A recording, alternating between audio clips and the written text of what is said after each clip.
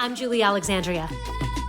And I'm Jennifer Mercedes. Between the two of us, we have over 2 decades of experience working in professional sports. We're telling the stories of women who are at the top of their game in sports and business. Welcome to the locker room. Welcome to the locker room, Lisa. It is so wonderful to have you. Thank you for joining us. Oh, I'm honored to be here. Thank you for asking me.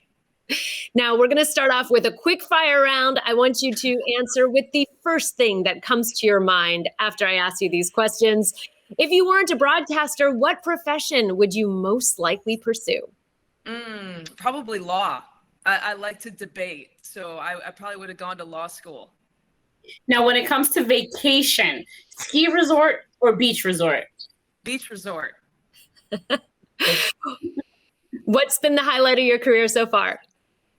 You just said it, the NCAA tournament. And one shining moment, as cheesy as some people might think that song is, to hear my voice on there was quite a thrill. Any pre-broadcast rituals? No, I'm not really, I don't really have a whole lot of, I guess, habits or routines. But I guess the one thing I do is I always take a deep breath. Maybe it's during the national anthem. And I always kind of like, if I'm in the arena, which I haven't been a whole lot in this past year, but the times that I am in the arena, I like to take a deep breath and just kind of look around and just remind myself of how grateful I am and how wonderful it is to be in the chair that I'm sitting in. New York pizza or Chicago pizza? Oh, Chicago. I live downtown Chicago. Come on. I heard the accent come out just then. That's awesome. Well, your resume is absolutely incredible. I named just a few highlights off the top. Your accomplishments, history-making career opportunities, nearly unparalleled. So we as fans, we only see what we see on TV, what we read in the media. We see the glitz and the glam, and we see your name and we hear your voice. If you could surmise, what does it take to get to where you are and to sustain it? Great question. I think, first of all, you can't be afraid to get a no. Number one, you can't be afraid to hear the no. And number two, you can't be afraid to continuously make the ask. So in just the men's basketball world, and you mentioned being able to call an NCAA tournament game, I'll tell you this, that, I've worked for several different networks and a lot of different bosses. And many, many years ago when I first started, making the ask to work men's basketball games, and I was working some women's basketball games for a lot of different networks, but some of my first asks to work a men's basketball game, some of my bosses would only allow me on a streaming channel. Like, they wouldn't allow me to call a men's basketball game on the regular linear channel.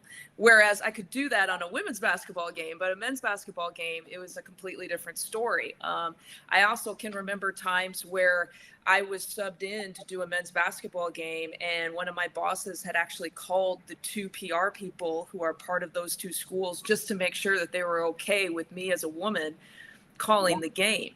I had made requests before, and I had heard, well, we have this person, this person, this person, and it literally was a list of about 7 different male play-by-plays who were ahead of me. And my response was, well, I hope someday you put my name up with the rest of them.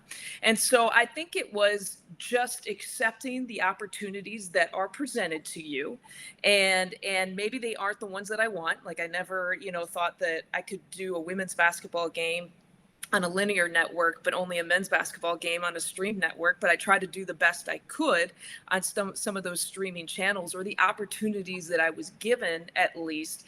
And then you build on that. And then you're determined to generate your own opportunities, and you try to crush the ones that you get, and you try to climb the ladder. And again, the no's that I were hearing, or the not yets that I was hearing, were never my no's. And so I always kind of defined the path that I wanted to take. And maybe it wasn't from point A to point B. Maybe it was a little bit of a winding road than what I wanted it to be, but eventually it got there. Now, as a follow-up to that, when you were hearing those no's, and when you were hearing that they were calling PR people to make sure that the teams were okay with this. What goes through your mind? Because I mean, as much as you can say, because that it wasn't a no to you, it's still a no or a doubt in your gender, right? And who you are as a person and your talent. So how do you just move through those and not doubt yourself?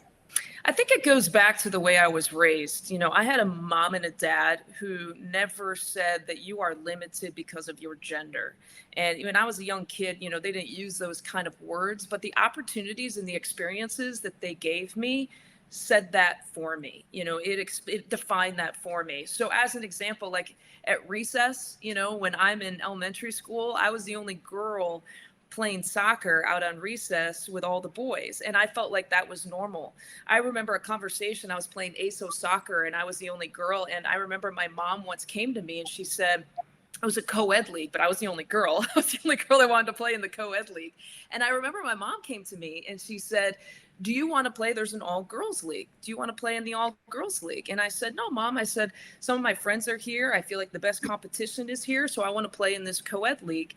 And she never challenged me on that, you know? And so I grew up with that mindset that nothing is gender defined, right? That if you're a little girl or you're a little boy, you can do anything you want. So because of that, you develop the tough skin and that attitude. I think I did as a little girl. And then as you grow up and you become an adult, when you hear these things, you know, you might roll your eyes and it might not be the responses that you want, but because you're built that way, and you're built to believe that you can do whatever you want. And that's the mindset you take. You know, I might not get the response that I want from my boss, but you know what I'm going to do? I'm going to take the opportunity that I have and I'm going to make the most of it for what I have. And then someday that opportunity is going to come about because you're going to continue to succeed with the opportunities that are presented to you. That's amazing. Now, in this industry, you sometimes have to start small. You started your career in the second smallest TV market in the country. What was the most valuable thing that you learned there that you took with you all the way through working through some of the biggest sports networks? Two things.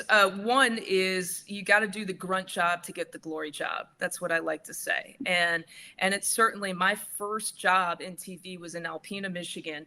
And like he said, it was the second smallest market in the country. And market size is measured by population, right? So that's how small Alpena, Michigan was. And I had to do everything. I had to do the grunt work and I had to shoot all of my own stuff. So I was putting the camera on my shoulder and I was running out to 3 or 4 high school football games on a Friday night. And then I would rush back to the station because I was also the sports anchor that night. So, you know, I have to rush back to the station.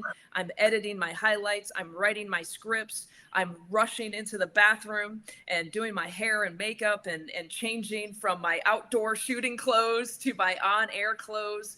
And so you do all of that and you appreciate the fact that you get to learn how to do so many different things. And so then you start appreciating when you don't have to do all those things anymore. And so, but I think it's so important to learn that to do the grunt work is important to appreciate when you can get more opportunities. And I grew up, and so like when I graduated college, I thought I immediately was going to go to the national stage, you know, and I think a lot of college students think that. The reality is we're not ready. And so we have to take that time to get ready and build on some of those kind of baseline jobs and work your way up. I think it's also important to know that overnight success doesn't happen. You know, if you see Lisa Byington getting all these opportunities, I think it's important to know that a decade ago, those opportunities weren't coming. You know, but those opportunities eventually came because of the grunt work that you put in and saying yes to almost everything and shooting highlights and running around and editing and throwing on your makeup last minute. That stuff eventually evolves into some of the other stuff that you see today in 2021. It's so true. I agree with that. Having come up and had to do most of those things, it is never lost on me when I have someone doing my hair and makeup. Exactly. It's a privilege, right? Right. I remember the first time I sat down and my makeup artist, I'll give her a shout out, Chiquita Eubanks. I love her to death. And she's the one who has done my makeup a lot of the times. And I sat down and I said, "Oh, I don't have to do this. this is your job." And so I always feel pampered when I have the opportunity to get that done. Oh, it's a beautiful thing. Shout out to all the hair and makeup Exactly. out there. We are grateful and we are appreciative. Lisa, what is your most absolute all-time favorite call, favorite story, funniest moment? I know I'm throwing a curveball at you here, but what sticks out in your mind when you look back on your career? What is sort of that moment, that fun nugget that you hold on to? I don't have to go that far. I'll just go with the NCAA tournament. And I had the chance to call Abilene Christian and Texas. And it was a primetime game. And, up until that point, we hadn't really had a whole lot of close games. And so that's the beauty of the NCAA tournament, right? Because when you get your schedule, you look at it, you don't know where the blowouts are going to be, and you don't know where the upsets are going to be or the last second shots are going to be. And so Abilene Christian, it really truly was a David versus Goliath matchup, because Abilene Christian had not been Division I for many years. And so you talk about taking on their school in Texas and taking on arguably the school in the state of Texas. And basically, they're looking for their first win of their NCAA tournament lives. It came down to a couple of free throws and a final play where Texas ended up throwing it away to end the game. And I made the call of believe the unbelievable, and just basically made that call and talked about the significance that they got their first win, their NCAA tournament win, by upsetting Texas. And it all kind of came out. And I remember pushing myself away from the broadcast table after I made that call, and what we call in the business kind of laying out. And that means not saying anything, because you don't have to say anything after you make that call. You don't have to say anything afterwards, because you're watching the celebration. And Abilene Christian, there were fans in the arena. There were a few of them, and they were celebrating with them, and the pictures were amazing. And I just pushed away, and I thought, this is the moment that I was waiting for. Because you're wondering, how are you going to sound in a moment, in one of those made for TV moments that you see in the NCAA tournament? Can I handle the moment, and how am I going to sound? And it was just kind of the relief of, there it was, and I was able to handle it. And I will never forget that feeling. It's the first time that I literally physically pushed myself away from the broadcast table and just sort of myself exhaled and enjoyed the moment that was. Now, what is something that you believe sports networks and agents can do to help women come up in the industry? Hire them.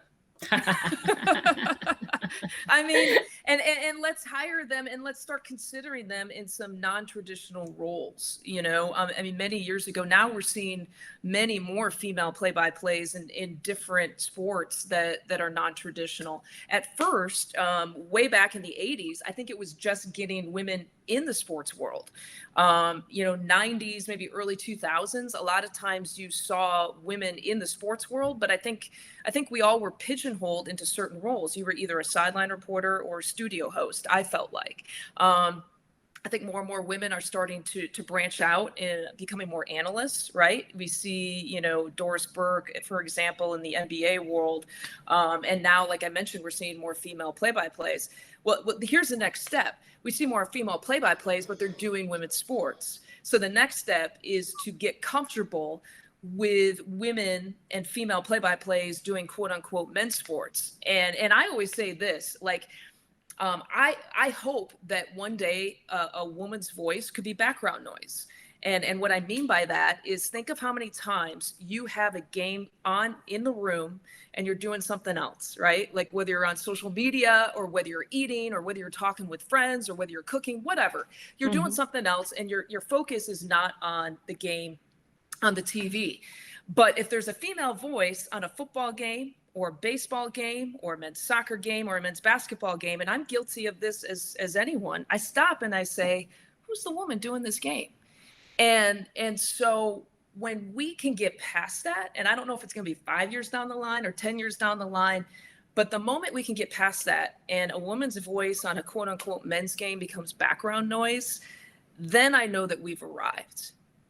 Yeah, it's funny that you say that, because for me, it wasn't hearing a woman's voice. It was hearing a woman's voice in Spanish on MLB Network. And that was Alana Rizzo. And I remember it like it was yesterday, the first time that I was in the kitchen. Like you said, I was in the kitchen and my dad had MLB Network on. And all of a sudden I hear somebody ask a question in Spanish. And I was like, whoa, who's that talking in Spanish on MLB Network? Because you don't hear that. You still don't hear that, unfortunately. And I ran to see, and it was Alana. And excuse me, when I was able to meet her, I thanked her, because it was like she's the first one and the only one who was being able to allowed to do something like that. And it's so important because representation matters. It absolutely does. And your reaction of who is that? I've done it too. And I think a lot of people who are sports fans have done it, but I can't wait for when we all stop asking that question. Yep. Absolutely. So how do you conserve your energy as someone whose job it is to put every ounce of energy out there on the broadcast, for audio, for visual, no matter what part of the broadcast you are doing? How do you then keep sane, take care of your mental health, and recenter so that you are fresh? Because I think one of the secrets to making it interesting is keeping it fresh every single day, even when you are in the slug of a season. Yeah, and I appreciate the question, because I don't think the mental side really in so many areas of what we do is focused on. I try to find a balance if I could. I volunteer. I love kids. And so I volunteer at a children's hospital. I live in downtown Chicago, and I volunteer at a children's hospital in the area. And it is so completely opposite of what I do that I absolutely love it. And it really is grounding for me to have that opportunity, because you get a chance to reach out to kids who really need it. And you see these parents or these family members who are supporting their children, who are trying to get healthy in whatever they're battling right now. And it's just so rewarding to do that. And that's something that I do. I can't do it every day, and I haven't been able to do it during since COVID has started. There's been several restrictions on that. But in terms of just on a daily basis and on a game day, there's a lot of great meditation apps, and I don't hesitate to tell you that I do meditate. And I think if it's 5 minutes, if it's 10 minutes, if it's 12 minutes, if it's 30 minutes, it really just calms me, and it allows me to do maybe some visualization. And I will say this too. I've actually, and I think it's important for people to hear this, is last summer, like during COVID, I took some of that opportunity going into this sports season and dealing with a sports psychologist, because I wanted to be able to handle maybe some of the negativity that sometimes you hear being a woman in a male dominated world. And so she worked with me on some of the focus and concentration aspects. And if I can share with you, I have one favorite exercise that she did with me. And so she had me take like a thermos, and I had to balance the thermos on my hand. But before I did that, I had to take several different scraps of paper and write down things that I hated seeing about myself on social media, or negative things that I was telling myself. Don't screw up, don't do this, and it's always don't. And you write them all down on several different scraps of paper. So she took those scraps of paper, she crumbled them up, and then I had to, like I said, I had to hold this thermos and balance it on my hand. And so she said, I'm going to throw these little scraps of paper at you while you balance the thermos on your hand. And she said, I want you to try to bat them away. And so you can imagine that you have to try to balance this thermos, and then you're like this and this and this, because, she's throwing them all over the place, right? And it just wasn't working.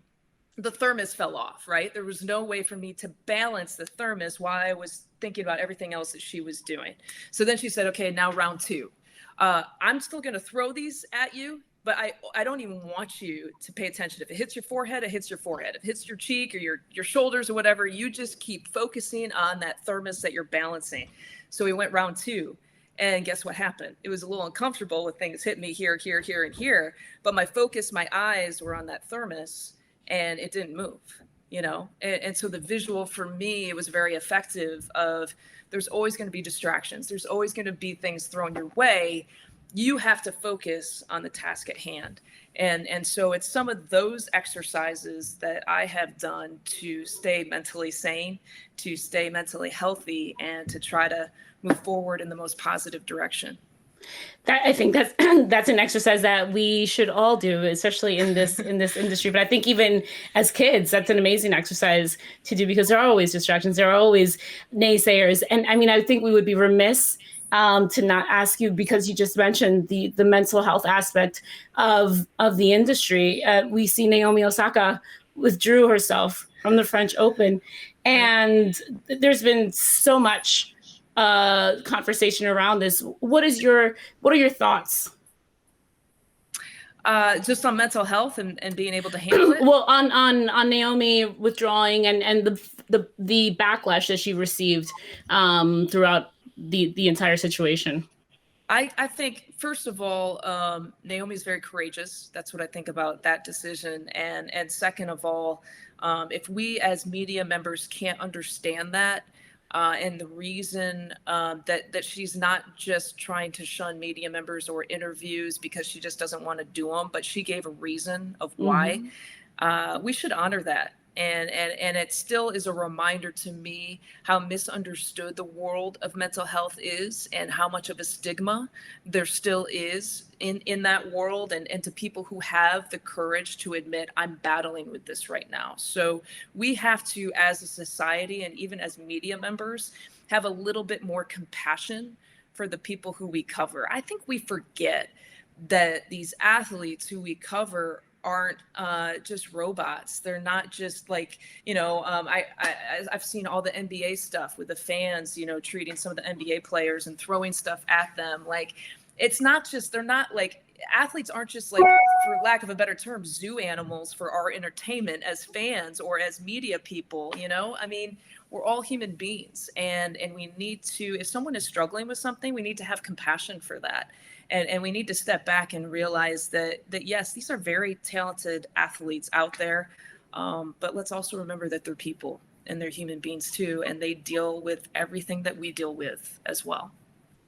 So true. Truer words could not have been spoken. Now, given the history that you've made, the paths that you've paved, what are some of the just simply not true criticisms or excuses that people have tried to make of why play-by-play shouldn't be done by a woman? You know, I think it's, first of all, they're not used to it. I've heard, you know, it's, I don't like your voice, or I don't think, some of them just flat out will say, I don't want a woman telling me anything about sports, which is crazy. But every like crazy, ludicrous excuse that you could think of, I have seen it, and I have heard it, and it's amazing to me, just how people don't realize, you know, what short thinking that kind of is, and chauvinistic it is, frankly, you know.